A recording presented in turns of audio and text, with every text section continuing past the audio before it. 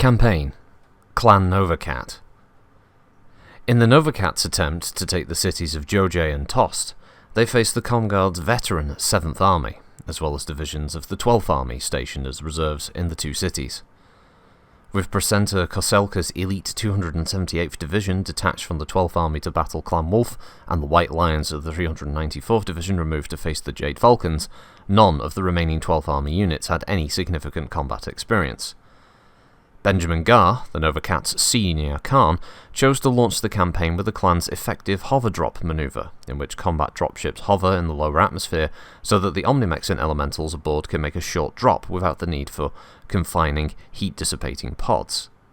Unfortunately for the Novacats, the aerospace fighters of the Comguard's 417th Division, known as Major Trouble, had gained air superiority over the clan drop zone. The 417th strafing and bombing runs wrought havoc on Alpha Galaxy.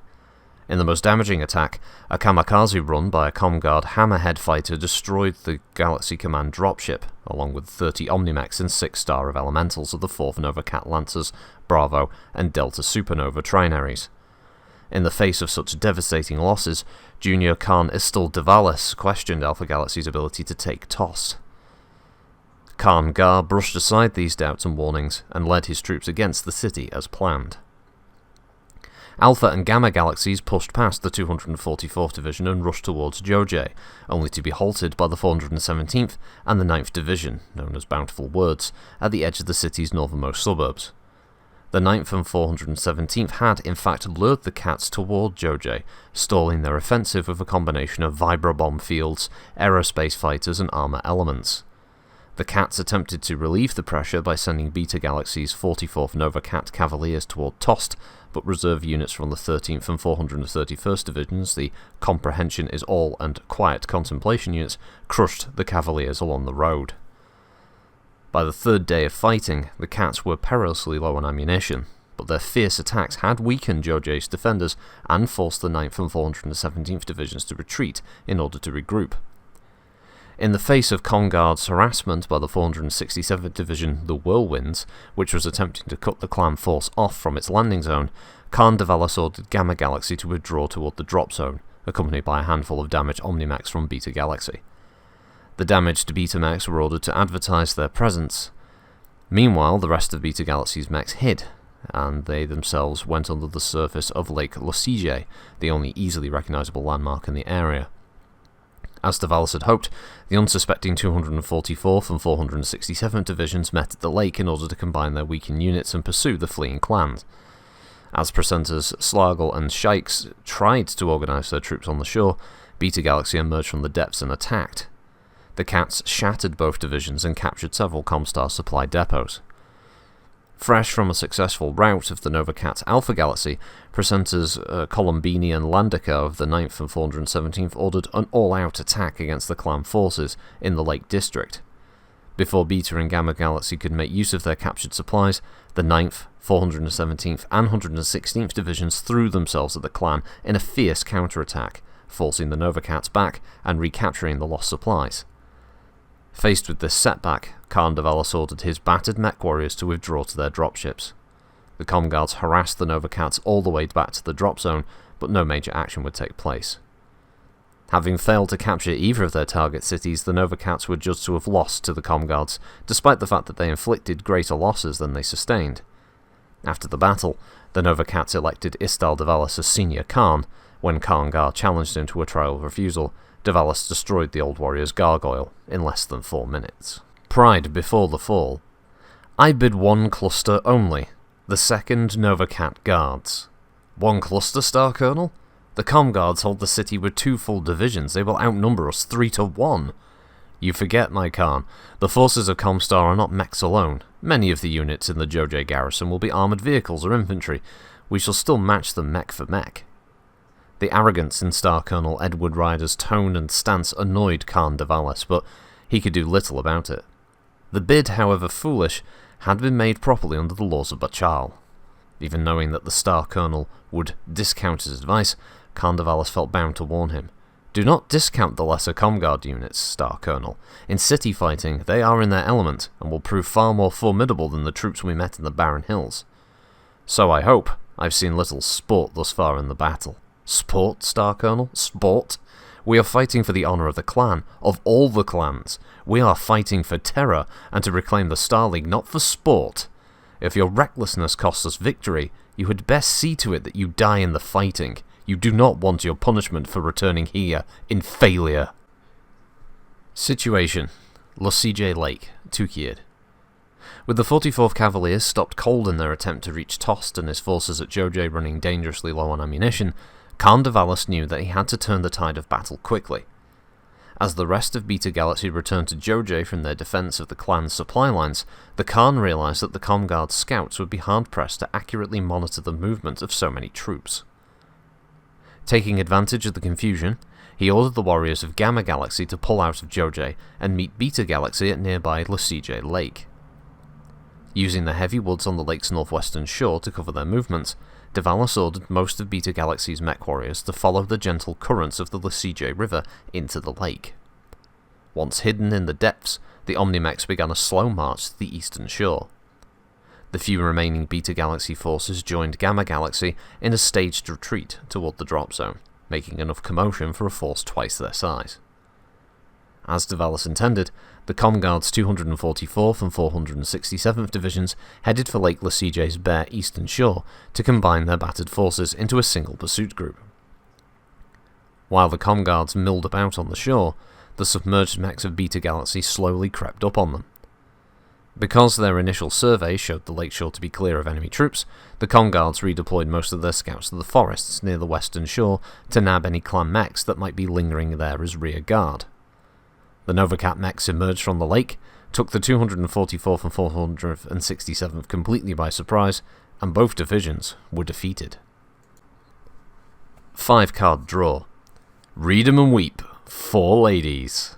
Groans sounded from the group of infantrymen gathered around the overturned crate. Acolyte Susie Drake smiled at the sizable pile of sea-bills and ration tubes in the middle of the improvised table, then lazily raked her spoils over to join the larger mound in front of her.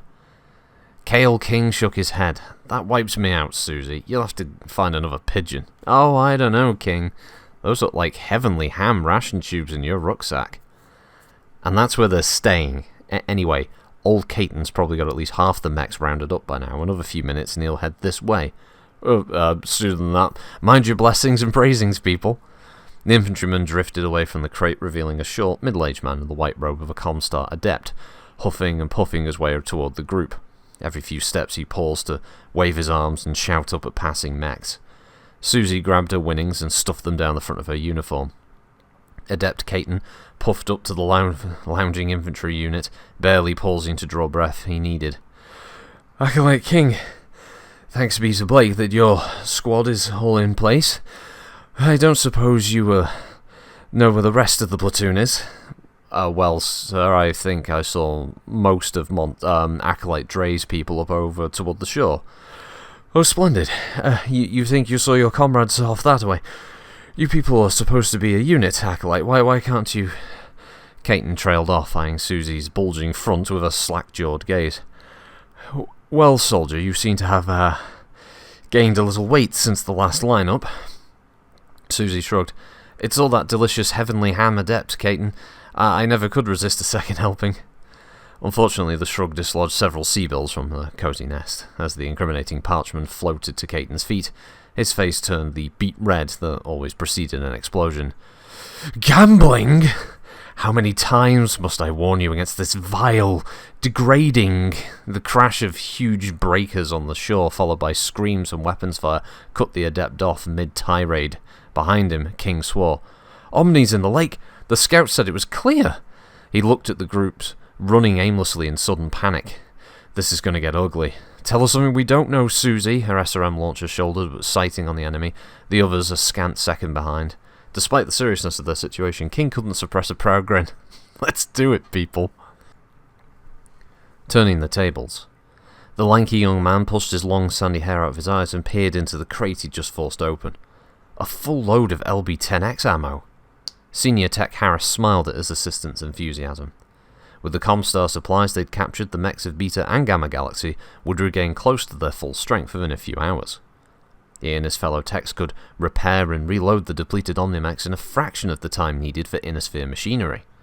Their new stock of ammunition would allow them to easily take Jojay, which would net them even more supplies from Comstar. Tost would then fall to the clans next, despite what that moron Gars having bogged down Alpha Galaxy only halfway there from the drop zone. The Cats would surely elect Junior Khan Istar de Valis to the post of Senior Khan, and under his leadership, the clan would prosper. Things were definitely looking up. A boom would shake the air, however. "Incoming!" someone shouted, the voice accompanied by the scream of falling shells. Harris and his assistant could only watch as the first of the white mechs arrived in the wake of the Comguard artillery barrage. The light scout mechs came first, barreling into the Nova Cat camp as fast as they could run. Harris watched as the Mercury burst from a nearby grove of trees and slammed into the camp's main supply cache at a speed that looked faster than 150 km per hour. The fireball consumed the Mercury and the supply cache. Medium mechs appeared next, in frightening profusion. A summoner shot the legs off a Comguard's Wyvern, with the crippled mech slamming to the ground, then dragging itself toward the ammo storage shed with chilling, single-minded determination. Half a dozen more Comguard mechs converged on the summoner pilot. Harris watched the Wyvern crawl, knowing that the machine would reach its goal. Harris turned to his wide-eyed assistant. "Richard, be a good lad, and flag down a hover transport. But the enemy has no strategy. Our warriors will surely push them back, Quiath." Harris sighed. Poor Richard. He wanted to be a true birth so much, he could taste it. More than likely he'd get himself killed trying. Giving a wide berth to a nearby mongoose flailing on the ground, Harris set out in search of a ride. Situation: Lusijay Lake District, Tukayyid. Though the Comguards had managed to force Alpha Galaxy to retreat in the battle for Jojay, Presenter Columbini realised that Beta and Gamma Galaxies still posed a threat. Once the clans had resupplied with the materiel they'd captured from the supply caches of the 244th and 467th Divisions, the Comguards could no longer hope to prevent the Nova Cats from taking the city. The 13th and 431st Divisions were busy battling the remaining Omnimechs of Alpha, and the 167th and 312th Divisions couldn't possibly reach the battlefield in time to be of any use.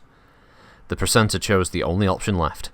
He ordered his reserves from the Jojay garrison to assault the Nova Cat forces in the Lake District. This tremendous gamble left the city undefended, but Columbini saw it as the Comguard's only chance. The techs of Beta and Gamma Galaxies were still uncrating the captured supplies when the 9th, 116th and 417th Divisions suddenly appeared on the shores of Lusijay Lake, charging the clan forces with near suicidal abandon. The sheer ferocity of the attack pushed the clan out of the Lake District and ended the Nova Cat's dreams of glorious victory.